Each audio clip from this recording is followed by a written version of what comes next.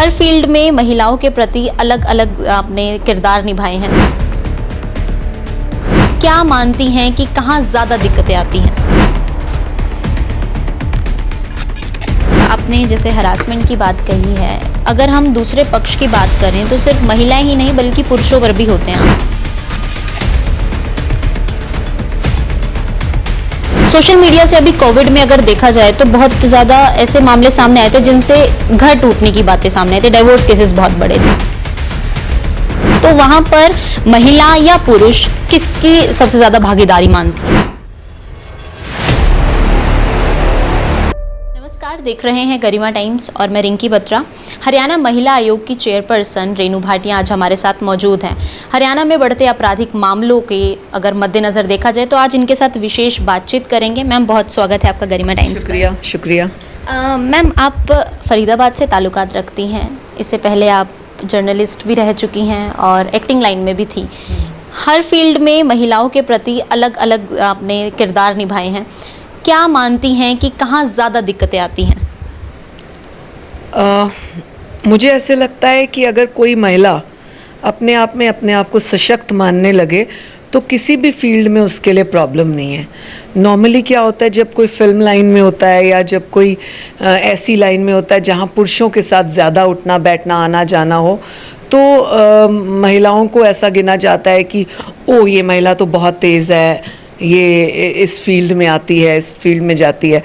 तो मैं ऐसा समझती हूँ, मेरी पर्सनल परसेप्शन भी यही है और मुझे लगता है आज का ज़माना भी यही है कि आपको हर फील्ड में जाने का अधिकार भी है, जाना चाहिए भी, और जिस फील्ड में भी आप जाएं अपने आप को खुद को स्ट्रॉन्ग मान के जाएं कि मैं इस फील्ड में आ गई हूँ, अब मैं ही होल सोल हूँ। जब तक अपने आप को आप खुद स्ट्रॉन्ग नहीं मानेंगे, आपको कोई किसी फील्ड में नहीं आने देगा। अब आप किस फील्ड को ज़्यादा महिलाओं वाला या सॉफ्ट कॉर्नर का मानती हैं? Teaching line. नॉर्मली किसी को पूछो तो कहते हैं टीचर होनी चाहिए पत्नी, टीचर हो, मतलब ये एक दिमाग बना हुआ था। लेकिन आज आप देखें टीचर्स की कितनी प्रॉब्लम्स आती हैं हमारे पास। 100 तरह की personal harassment, domestic violence, harassment at work place, हर तरह की आती हैं। तो फिर कौन सी लाइन ऐसी है जहाँ पे विमेन को हरास नहीं किया जाता? और जहाँ हिरास किया जाता है, अगर आप कड़ा कदम उठा लें, अगर आप मजबूत हो जाएं, तो मुझे नहीं लगता आपको कोई हिरास कर सकेगा। अच्छा, आपने जैसे हरासमेंट की बात कही है, अगर हम दूसरे पक्ष की बात करें तो सिर्फ महिलाएं ही नहीं बल्कि पुरुषों पर भी होते हैं। आप महिला आयोग की चेयरपर्सन हैं, वही अगर पुरुषों पर हो रहे ऐसे प्रभावों की बात की जाए तो उनका मुद्दा उठाने के लिए आमतौर पर बहुत कम है संस्थाएं भी। तो क्या मानती हैं, क्या उन पर जो अत्याचार होते हैं या महिलाएं जो उनके अधिकार हैं उनका हनन करती हैं, तो उसको किस नज़र से देखते हैं? देखिए, आप कहते हैं ताली एक हाथ से नहीं बजती, ये एक कहावत थी। अगर हम महिलाओं के साथ अपराध की, अत्याचार की बात करें तो नो डाउट 75 से 80% अपराध महिलाओं के साथ होते हैं। 20% अगर आप कहते हैं कि महिलाएं भी अपने अधिकारों का हनन करती हैं, तो ऐसा 15 से 20% रेशो ऐसा भी कई बार आता है। लेकिन आप ये देखें कि उसमें सच्चाई कितनी निकल कर आती है, आपको गहराई में जाना होगा। और अगर महिला आयोग है या कोई भी कानून है, यदि महिलाएं इस तरह से करती हैं और गलत पाई जाती हैं तो उनके खिलाफ भी धाराएं हैं। 182 उनके खिलाफ लगाई जाती है अगर वो गलत पाई जाती हैं। तो सबसे पहले तो महिला आयोग होने के नाते मैं यही बात ज़रूर कहूँगी कि अगर आप एक महिला हैं तो आप अपने अधिकारों को ज़रूर समझें, और अगर आप अपने अधिकारों को समझने लगी हैं तो फिर फ़र्ज़ निभाने को भी समझें। जब आप अधिकार और फ़र्ज़ को बैलेंस करके चलेंगी, मुझे नहीं लगता आप कोई गलत काम भी करेंगी या किसी के खिलाफ़ कोई इस तरह के एक्शंस आपको उठाने की ज़रूरत होगी या फिर आपके खिलाफ़ कोई कर पाएगा कुछ। तो दोनों चीज़ों को आप बैलेंस करके चलेंगे। और तीसरा सबसे इम्पॉर्टेंट पॉइंट जो महिला के लिए है कि वो अपने माइंड सेट कर ले कि मैं एक स्ट्रॉन्ग महिला हूँ, मुझे अपने अधिकार और फ़र्ज़ दोनों निभाने हैं और मैं इसी ज़माने में लड़कर आगे बढ़ूँगी। तो मुझे नहीं लगता कोई उसको पीछे पछाड़ सकता है। कई बार हमने देखा है कि वकील भी गलत सलाह दे देते हैं। अगर महिला को सपोर्ट करना है तो वकील भी उनको कई तरीके बता देते हैं जो कि गलत है।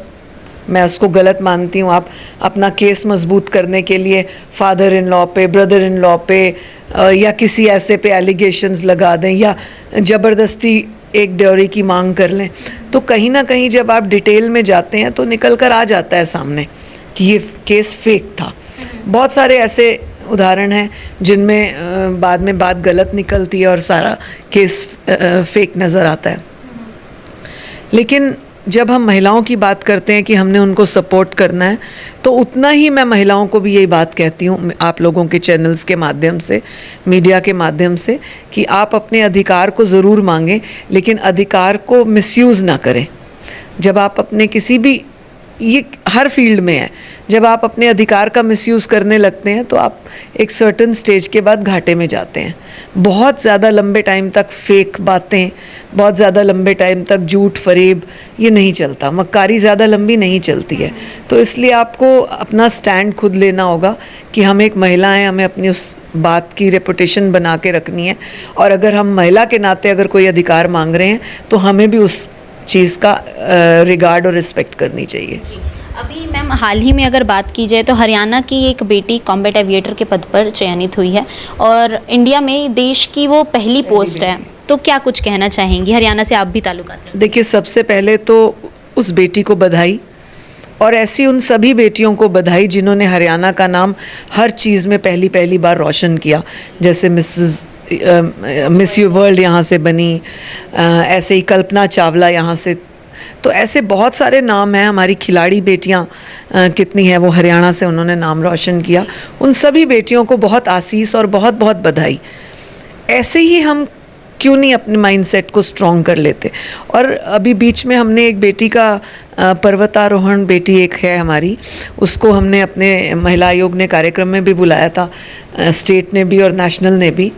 उस बेटी ने जब अपने परिवार की गाथा और अपने साथ हुए न्याय की बातें बताई, तो ऐसे लगता था कि उस बेटी ने कितनी कंटीली राहों से निकलकर उस पर्वत तक अपने आप को पहुंचाया होगा, उस ऊंचाई तक। तो अगर आप कुछ ठान लेते हैं, कहीं पर आपने पहुंचना होता है, तो आप वो भी कर लेते हैं। तो आप स्वयं का नाम भी रोशन करते हैं, परिवार का भी करते हैं, राज्य का भी करते हैं और देश का भी करते हैं। हरियाणा की अगर बात की जाए तो कई ऐसी बेटियां हैं, कई ऐसी बहनें हैं जो नाम रोशन कर रही हैं, लेकिन उससे पहले उनका स्ट्रगल नहीं देखा जाता। वो स्ट्रगल आज भी कई परिवारों में कह सकते हैं कि इतना सपोर्टिव नहीं है। वो हरियाणा की बात की जाए, खासकर रोहतक के आसपास के गांवों की बात की जाए, तो उस अगर दरमियान देखा जाए तो कितना एक महिला आयोग उसमें सपोर्ट करता है? जैसे मैंने अभी बताया कि अधिकार और फ़र्ज़ दोनों बराबर साथ साथ चलते हैं। अगर हम केवल हरियाणा की बात करते हैं तो हरियाणा में ऐसी बेटियों की कमी नहीं है जिनके अंदर वो जज्बा है कुछ करके दिखाने का। उनको सिर्फ एक मोटिवेशन की ज़रूरत है। अभी जैसे आपने खेलों में देखा, खेलो इंडिया में भी आपने देखा कितने पदक हरियाणा के बच्चों ने जीते, बेटियों ने जीते, और माननीय मुख्यमंत्री जी ने उन सभी बेटियों को आगे बढ़ाने के लिए भी हर संभव प्रयास किया। और ऐसे ही जो भी किसी भी फील्ड में, ये तो चलो खेल है, किसी भी फील्ड में हमारी कोई बेटी जाना चाहती है तो हमारे माननीय मुख्यमंत्री जी, हमारी सरकार उनको हर तरह से सहयोग करते हैं। तो क्यों नहीं हम वो वाला मोमेंट अवेल करते, क्यों नहीं हम उस चीज़ को ग्रैब करते जो हमारा अधिकार भी है और जो हमें मिल रहा है। अभी मैम अगर हाल ही के सालों की बात की जाए तो कई ऐसे केसेस सामने आते हैं जिसमें डॉरी के अलग होते हैं, रेप के अलग होते हैं, जिसमें अभी आपने महिलाओं के अधिकारों की बात भी की है। तो अगर हम महिलाओं के अधिकारों से हटकर अगर बात करें तो महिला आयोग कितना एक महिलाओं के अधिकारों के लिए प्रति ही सजग है? देखिए, हमने एक बीच में एक स्लोगन भी निकाला था, दुल्हन ही दहेज है। अब आप एक पढ़ी लिखी लड़की भी मांगते हैं, कमाऊ लड़की भी मांगते हैं, उसके अतिरिक्त आप दहेज की भी बात करते हैं या कुछ ना कुछ ड्योरी डिमांड भी करते हैं, तो मुझे लगता है ये बिल्कुल गलत है। आजकल गर्ल्स खुद ही अपने आप में एक ड्योरी हैं। जो उन्होंने शिक्षा ग्रहण की है या जिस पदों पर आज बेटियां हैं, वो अपने आप में दहेज से कहीं ऊंची चीज़ है। तो आज की बेटियों को भी ये बात समझनी होगी। और कई बार हम देखते हैं, हमारे पास भी ऐसी बेटियां आती हैं, केसेस आते हैं जो खुद अपने पेरेंट्स को कह रही होती है मुझे ये चाहिए, मुझे वो चाहिए। और कई ऐसी भी बेटियां हमारे पास आती हैं जिनसे डिमांड की जाती है, जो खुद अपने आप में पूर्ण रूप से सक्षम होती हैं, फिर भी उनसे डिमांड की जाती है। तो हम लोग थोड़ा सा उनको मोटिवेट करते हैं। जब खुद आप एक दहेज से भी बढ़कर चीज़ हो तो आप दहेज के ऊपर अपने आप को क्यों सिमटा कर रखना चाहते हो। और हम उन लड़कों को भी मोटिवेट करने का प्रयास करते हैं जिनको इतनी पढ़ी लिखी और समझदार सुलझी हुई लड़की मिल गई। तो दोनों तरफ से मुझे लगता है हमें प्रयास करना चाहिए कि दो परिवारों के बीच में अगर एक बेटी एक सॉलिड दहेज का रूप लेकर आती है तो उस परिवार में मुझे लगता है उससे अधिक किसी चीज़ की आवश्यकता नहीं है। अच्छा, सोशल मीडिया बहुत ज़्यादा आज के युग में मायने रखती है। आप भी सोशल मीडिया यूज़र होंगी। सोशल मीडिया से अभी कोविड में अगर देखा जाए तो बहुत ज़्यादा ऐसे मामले सामने आए थे जिनसे घर टूटने की बातें सामने आई थी, डाइवोर्स केसेस बहुत बड़े थे। तो वहाँ पर महिला या पुरुष किसकी सबसे ज़्यादा भागीदारी मानती हैं? देखिए, अलग अलग तरह के केसेस हमारे पास उस दौरान आए। तब मैं एक मेंबर थी। हरियाणा में भी बहुत केसेस आए और ओवरऑल अगर आप इंडिया का डाटा लेंगे एनसीआरबी का तो उसमें भी बहुत सारे ऐसे केसेस आए जिनमें परिवार टूटे। कुछ पर्सनल, हाँ, काफ़ी आंकड़ा था उस समय, सॉल्यूशंस भी कई हुए। और मेरे को ऐसे लगता है कि पर्सनल रिलेशंस ज़्यादा ख़राब हुए क्योंकि हस्बैंड भी वर्किंग है, वाइफ भी वर्किंग है, दोनों एट अ टाइम 6-6 महीने के लिए घर पे हैं, 5-5 महीने के लिए घर पे हैं। तो कई ऐसी चीज़ें जो आपस में उनकी छिपी हुई थी वो सामने निकल कर आई। फ़ोन एक ऐसा माध्यम है जो आपकी हर पोल खोल देता है। तो फ़ोन ने कई पोल खोले, कई लोगों के, लड़कों के भी लड़कियों के भी। उस नाते कई रिश्ते टूटे। इसी तरीके से आपके जो वर्क फ्रॉम होम का सिस्टम था उस नाते आपके कई प्रॉब्लम्स आई सामने। तो कई इस तरह के अलग अलग तरीके सामने की प्रॉब्लम सामने आई। कुछ सुलझे, कुछ उलझे। आखिरी सवाल मेरा आपसे ये रहने वाला है। आप as a chairperson I guess पहली बार रोहतक में आपका दौरा हुआ है, तो रोहतक की जनता को या रोहतक की महिलाओं को क्या संदेश देना चाहेंगी? साथ ही आज कुछ ऐसा दौरे में कुछ अलग बातें आपके सामने आई हों? रोहतक की हर बेटी को मैं एक ही बात कहना चाहूँगी कि हमें अपने आप को स्ट्रॉन्ग बनाना है। रोहतक हो या हरियाणा का कोई भी हिस्सा हो, हर बेटी को स्ट्रॉन्ग बनना चाहिए। और कितने भी सर्कमस्टांसेस, कितनी भी उलझने तुम्हारे सामने आए, एक महिला सक्षम है हर उलझन को सुलझाने में। जब हम महिलाओं को ये वरदान है, छठी इंद्री हमें मिली हुई है, कहते हैं 6 सेंस हर औरत में होती है, तो हम उसका उपयोग करें। हम उसको हम अपने उस आईक्यू को ऐसे पॉजिटिव एंगल की तरफ ले जाएं जहां हमारा भी बेनिफिट हो, परिवार का भी बेनिफिट हो, राज्य का भी बेनिफिट हो।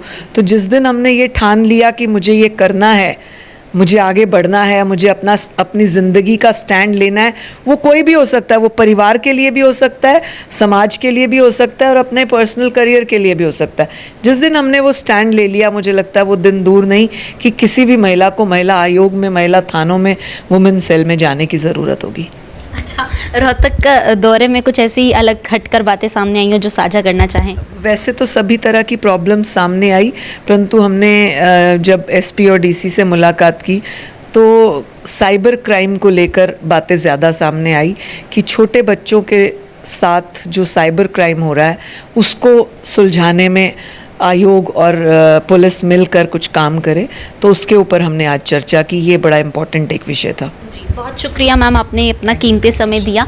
ये थी हमारे साथ हरियाणा महिला आयोग की चेयरपर्सन रेनू भाटिया जी, जिनका कुल मिलाकर यही कहना है, अगर महिला सशक्त होगी, महिला के खुद के फ़र्ज़ या जिम्मेदारियों के बीच में बैलेंस वो खुद मेंटेन करके रखेंगी तो कभी उन्हें महिला सेल या महिला आयोग में मदद लेने की आवश्यकता नहीं पड़ेगी।